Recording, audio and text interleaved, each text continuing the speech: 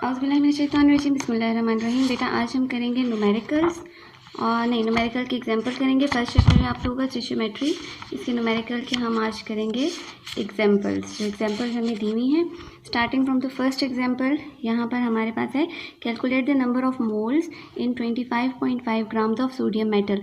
बहुत easy numericals हैं इसके, बहुत ज़्यादा ईजी न्यूमेरिकल्स। एक ही आपको जो फॉर्मूला याद करना है, मेमोराइज करना है, वो है moles is equal to mass in grams divided by molar mass। ठीक है, जो क्वेश्चन है आपको एग्जांपल नंबर 1 में दिया हुआ है, उसमें आपको दिए हुए हैं 25.5 ग्राम्स ऑफ सोडियम मेटल। बेटा अब करना क्या है, आपने कुछ इंपॉर्टेंट एटम्स हैं जिनके आपने एटॉमिक नंबर्स अच्छी तरह से मेमोराइज करने हैं। मेरे ख्याल 10 या 15 एटम्स हैं, उसकी मैं आप लोगों के साथ लिस्ट शेयर करूँगी।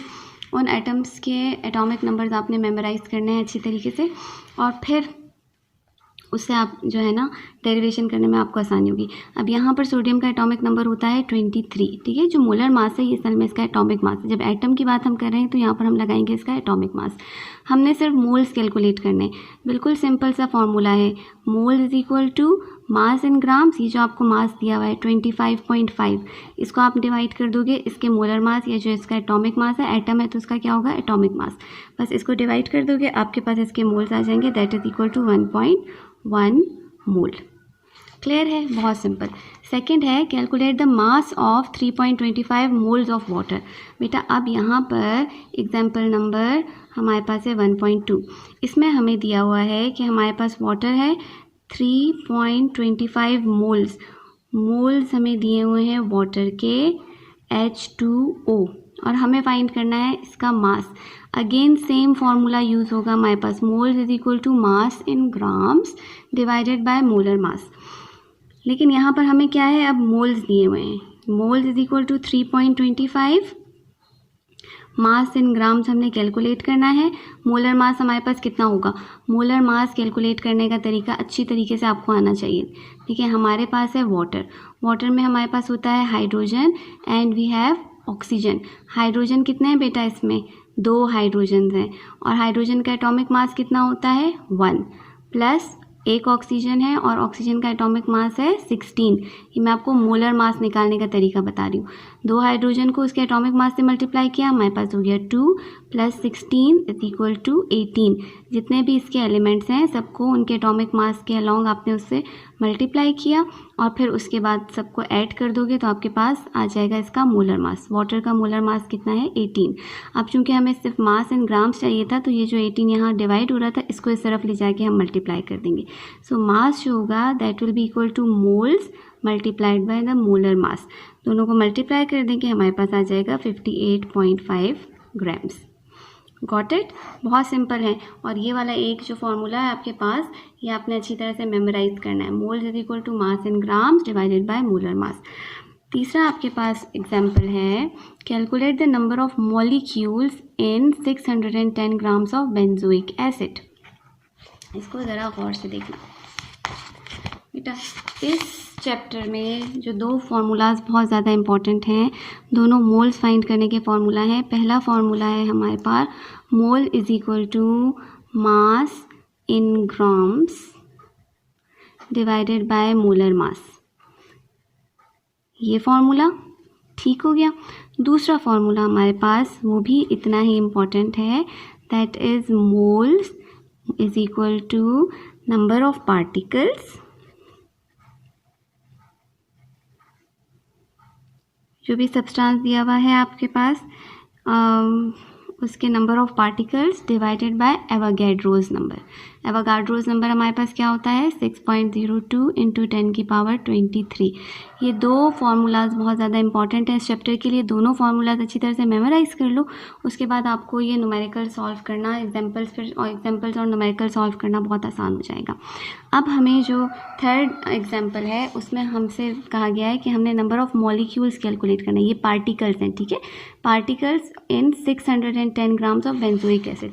अब हमें दिया हुआ है ये ग्राम्स में वेट दिया हुआ है, और हमें कैलकुलेट करने हैं पार्टिकल्स, ठीक है, बेंजोइक एसिड के।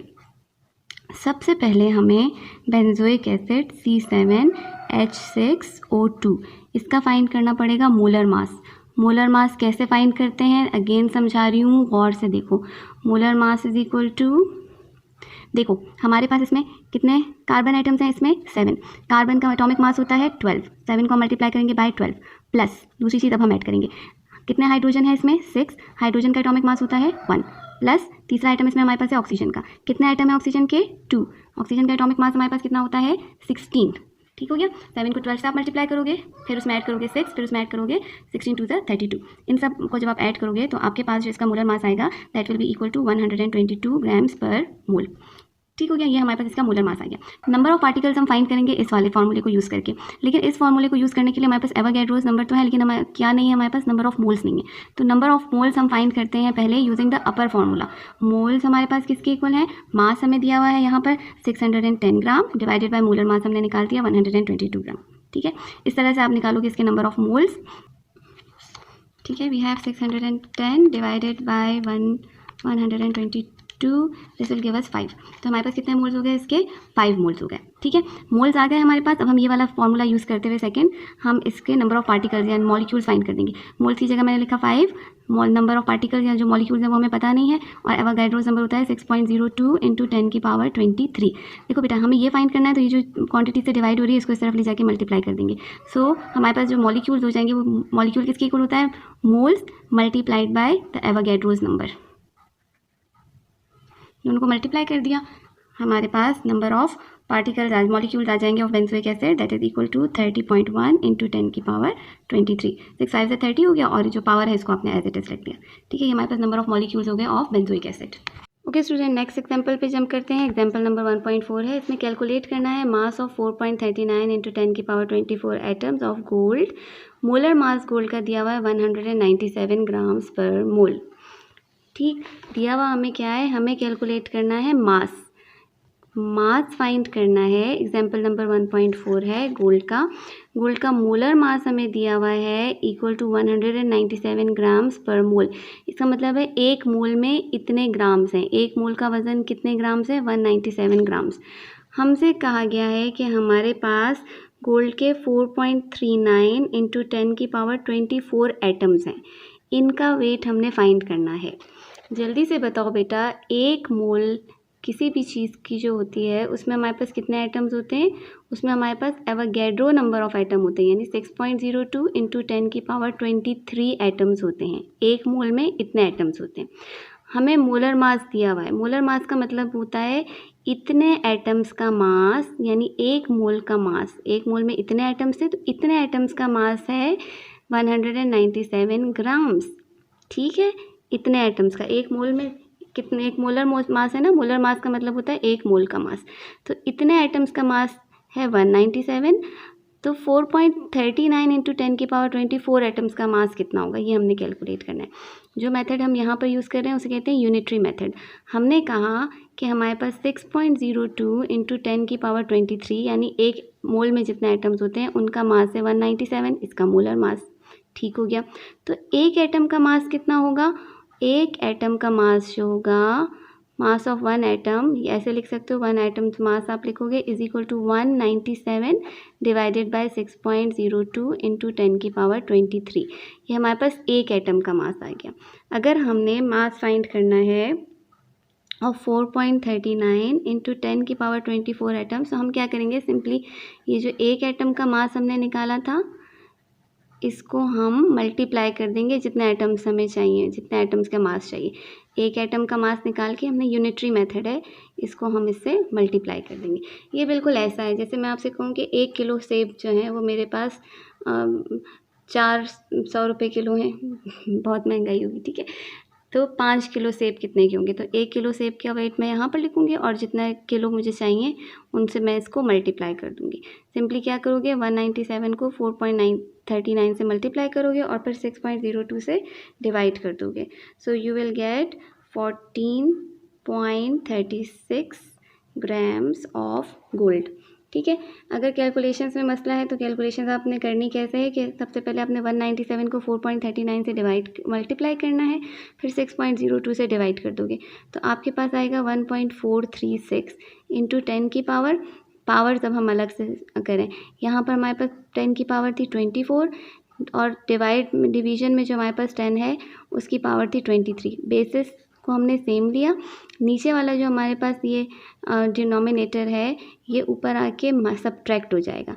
जब भी कोई चीज़ नंबर हमारे पास एक्सपोनेंट डिवाइड हो रहा होता है जिनकी बेसिस सेम होती हैं तो डिवीजन में जो एक्सपोनेंट होता है वो ऊपर आके सब्ट्रैक्ट हो जाता है। ठीक है, इसको हमने सब्ट्रैक्ट किया तो हमारे पास 10 की पावर 1 आ गई। 10 की पावर 1 को आप किस तरह से जस्टिफाई करोगे कि आपने एक पॉइंट इस तरफ लेकर चले जाओगे, 10 की पावर हमारे पास ख़त्म हो जाएगी और वेट हमारे पास आ जाएगा 14.36 grams. Then we have example number 1.5। Calculate the number of moles in 2.35 into 10 की power 25 atoms of aluminium. This one is easy. हमें aluminium number of moles calculate करने हैं और हमें दिया हुआ है नंबर ऑफ एटम्स दिए हुए हैं 2.35 इंटू 10 की पावर 25 एटम्स दिए हुए हैं एलुमिनियम के। एलुमिनियम का एटॉमिक मास होता है 27।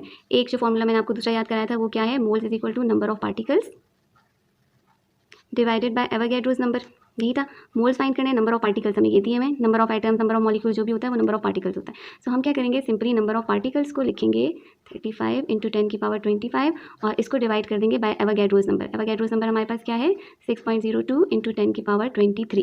सिंपली क्या करो बेटा, 2.35 को आपने डिवाइड करना है बाय 6.02। ठीक हो गया, ये हमारे पास आ गया 0.39 मल्टीप्लाइड बाय 10 की पावर 25 और ये वाली जो 10 की पावर है ये ऊपर जाके माइनस हो जाएगी।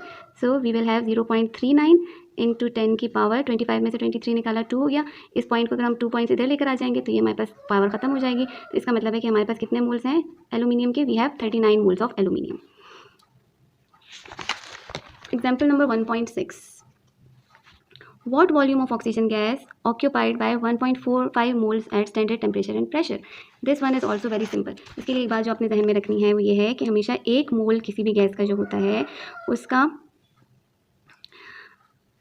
जो वो वॉल्यूम ऑक्यूपाई करता है that is equal to 22.4 decimetre cube. ठीक है, एक मोल इतना वॉल्यूम ऑक्यूपाई करता है तो 1.5 मोल्स कितना वॉल्यूम ऑक्यूपाई करेंगे। हमने सिंपली क्या करना है कि अच्छा इसमें आप देखो फॉर्मूला हमारे पास क्या होगा, मोल्स एक अलग फार्मूला दूसरा फार्मूला। ठीक है, मोल्स जो हैं वो इक्वल होते हैं टू वॉल्यूम डिवाइडेड बाय 22.4। ये हमारे पास स्टैंडर्ड वॉल्यूम है एक मोल के लिए जो हमारे पास वॉल्यूम होता है। अब हमें दिया क्या है, वॉल्यूम फाइंड करना है ऑक्सीजन का, ये हमें फाइंड करना है और हमें मोल्स दिए हुए हैं। सो सिंपली आप क्या करोगे कि मोल्स को इस नंबर से मल्टीप्लाई कर दोगे। मोल्स हमारे पास वॉल्यूम कितना हो जाएगा, volume is equal two moles multiplied bye 22.4। Simply एक मोल में इतना, एक मोल का वॉल्यूम इतना है तो 1.5 का वॉल्यूम कितना होगा, आपने इससे मल्टीप्लाई कर देना है। यू विल गेट, क्या आंसर आ रहा है, कैलकुलेशन हम नहीं करते, उन्होंने की हुई है 33.6 डेसीमीटर क्यूब। क्लियर है। कोई अगर एग्जांपल आपको समझ में नहीं आ रही है तो मुझे कमेंट में बताइएगा, मैं आपको दोबारा एक्सप्लेन कर दूंगी। Calculate mass of carbon dioxide that can be obtain bye complete thermal decomposition of 50 grams of limestone. बेटा इसमें आपको क्या करना पड़ेगा, एक तो बैलेंस इक्वेशन आपको दी हुई है, बैलेंस इक्वेशन को पहले समझो। कैल्शियम कार्बोनेट को हमने डिकम्पोज किया, इसको हमने हीट किया, ये लाइम होता है हमारे पास लाइमस्टोन, इसको हमने हीट किया तो हमारे पास कैल्शियम ऑक्साइड बना और कार्बन डाइऑक्साइड बना। हमें मास कैलकुलेट करना है यहाँ पर कि कार्बन डाइऑक्साइड का कितना मास बन रहा है। अब देखो ये बैलेंस्ड केमिकल इक्वेशन हमें क्या बता रही है, यहाँ पर जो हमारे पास नंबर होता है वो नंबर ऑफ मोल्स होते हैं, कुछ शो नहीं हो रहा तो इसका मतलब है एक मोल कैल्शियम कार्बोनेट से बना एक मोल कार्बन डाइऑक्साइड। ठीक हो गया, एक मोल कैल्शियम कार्बोनेट से बना एक मोल कार्बन डाइऑक्साइड। 50 ग्राम कैल्शियम कार्बोनेट से कितना ग्राम कार्बन डाइऑक्साइड बनेगा, ये हमें फाइंड करना है। तो हमें इसके लिए पहले ये पता होना चाहिए कि 50 ग्राम असल में कितने मोल्स हैं, क्योंकि जितने मोल्स कैल्शियम कार्बोनेट है उतने ही मोल कार्बन डाइऑक्साइड बन रहा है। जब हम ये कैलकुलेट कर लेंगे ना तो हमारे पास मोल्स ऑफ कार्बन डाइऑक्साइड आ जाएगा। पहला काम जो हमें करना पड़ेगा वो हमें ये करना पड़ेगा कि हमें कैलकुलेट करना पड़ेगा 50 ग्राम्स जो हमारे पास है लाइम वो असल में कितने मोल्स हैं। सो मोल्स वही formula is equal to mass in grams divided by molar mass. ठीक हो गया, मास हमें कितना दिया हुआ है कैल्शियम कार्बोनेट का, 50 ग्राम्स कैल्शियम कार्बोनेट है, डिवाइडेड बाय मोलर मास, मोल आ गया 100 ग्राम्स। मोल्स कितने हैं, इसको हम मल्टीप्लाई कर डिवाइड कर देते हैं, सिंप्लीफाई कर देते हैं तो हमारे पास हाफ मोल या 0.5 मोल्स आ रहे हैं। कैल्शियम कार्बोनेट के कितने मोल्स आ गए, 0.5 मोल्स आ गए। बैलेंस केमिकल इक्वेशन हमें बताई थी कि एक मोल कैल्शियम कार्बोनेट से एक मोल कार्बन डाइऑक्साइड बन रहा है। इसका मतलब है कि 0.5 मोल्स जो हमने कैलकुलेट किए उससे कितना कार्बन डाइऑक्साइड बन रहा है, 0.5 मोल्स। बेटा मोल्स आ गए हमारे पास कितने हैं, 0.5 moles of carbon dioxide produce हो रहे हैं। कैलकुलेट करना है हमने मास जो प्रोड्यूस हो रहा है कार्बन डाइऑक्साइड का। सेम फॉर्मूला लगाओगे, मोल्स कितने मोल्स थे 0.5 is equal to mass in grams जो हमने कैलकुलेट करना है divided by molar mass of carbon dioxide का मोलर मास कितना होता है 44।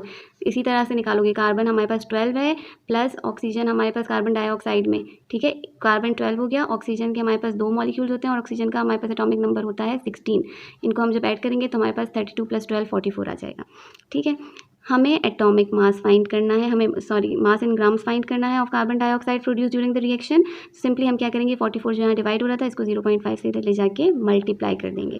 सो 44 multiplied by 0.5 will give us 22 grams. Carbon dioxide जो प्रोड्यूस हो रहा है इस रिएक्शन में that is equal to 22 grams.